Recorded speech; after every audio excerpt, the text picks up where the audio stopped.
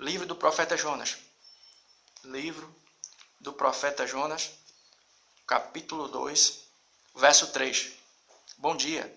Livro do profeta Jonas, capítulo 2, verso 3, que diz assim: Porque tu me lançaste no profundo, no coração dos mares, e a corrente me cercou, e todas as tuas ondas e as tuas vagas têm passado sobre mim. Repetindo o verso 3 do capítulo 2 do livro do profeta Jonas.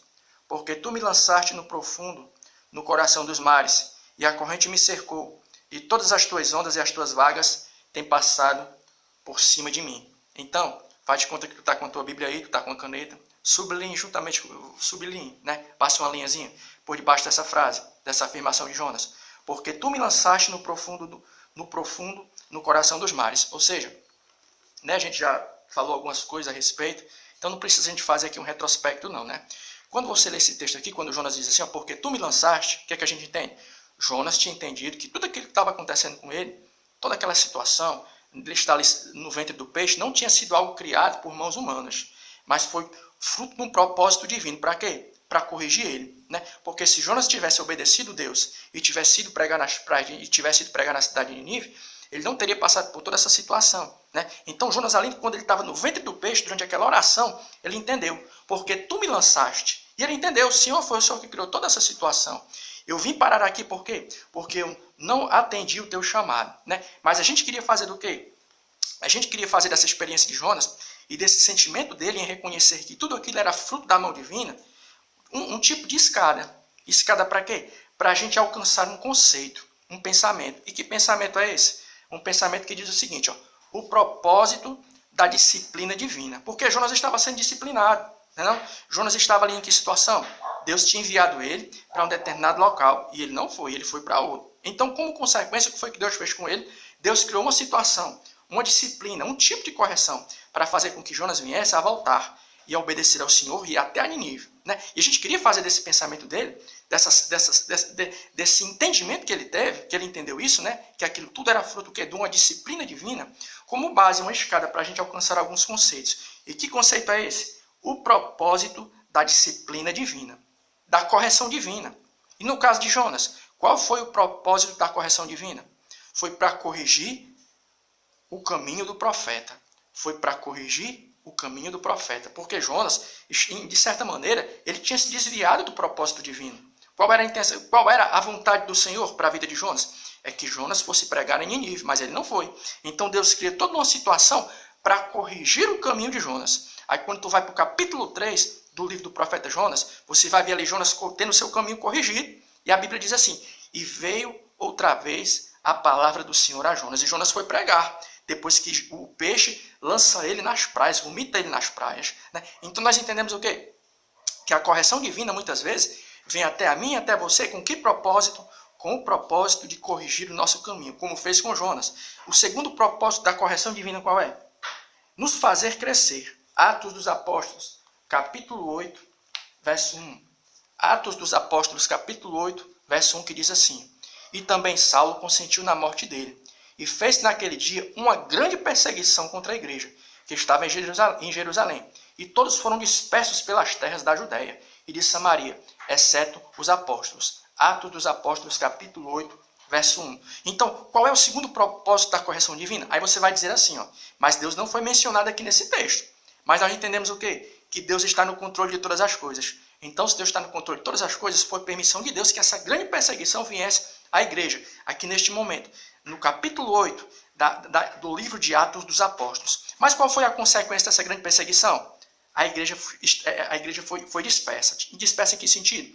Um saiu para pregar de um lado, outro foi pregar para outro. Porque quando você lê o contexto aqui, antes dessa perseguição começar, a igreja estava toda concentrada somente em um lugar. É como se o povo dissesse assim, ó, nós só vamos ficar aqui. Aí Deus permitiu uma situação para que a igreja tomasse um posicionamento diferente. Eles estavam todos ali parados, estagnados. Mas depois que aquela perseguição ela veio, a igreja fez o quê? Ela se espalhou e começou a pregar de um lado para o outro. Então, se a gente levar em consideração o fato de que Deus está no controle de todas as coisas, e essa perseguição presente no capítulo 8, verso 1, do livro de Atos dos Apóstolos, fez com que a igreja viesse a se espalhar e pregar em locais que ela ainda não tinha, pregado, nós podemos dizer o quê?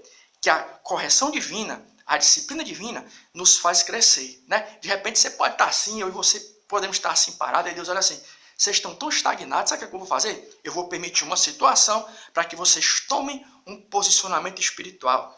Vocês se tornem mais dinâmicos. Foi isso que aconteceu no capítulo 8, verso 1 de Atos dos Apóstolos.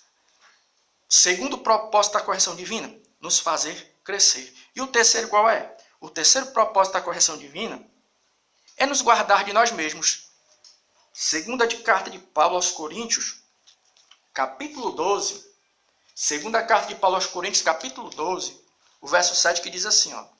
E para que não me exaltasse pelas excelências das revelações, me foi dado um espinho na carne, a saber, um mensageiro de Satanás, para me esbofetear, a fim de não me exaltar. Segunda carta de Paulo aos Coríntios, capítulo 12, verso 7. E para que não me exaltasse pela excelência das revelações, foi-me dado um espinho na carne. Não vamos entrar aqui no contexto também, tentar conjecturar o que foi esse espinho na carne. Nós vamos apenas entender uma coisa. Paulo era um gigante espiritual de sua época. E quando você lê todo o contexto aqui, da segunda carta de Paulo aos Coríntios, capítulo 12, você entende o quê? Paulo tinha acabado de ter uma experiência espiritual, um arrebatamento de sentidos. As escrituras nos dizem que ele viu coisas que não era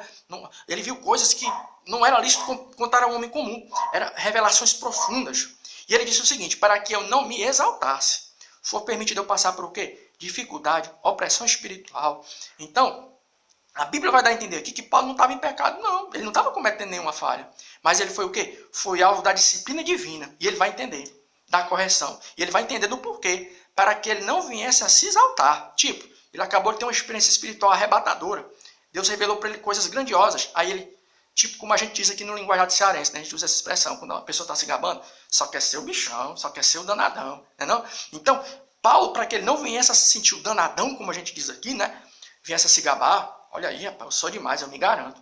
Ele mesmo reconheceu. E foi permitido eu passar por tudo isso. Opressão espiritual, dificuldade. Né? Ou seja, nós entendemos aqui que essa correção divina na vida de Paulo, presente no capítulo 12 da segunda carta aos Coríntios, teve o propósito de quê? De guardar Paulo dele mesmo, da sua arrogância, dele começar a se gabar. Aí você vai me perguntar, e qual é o problema da gente, como cristão, a gente começar a se gabar demais? Sabe qual é o problema? O orgulho espiritual é isso aqui, ó.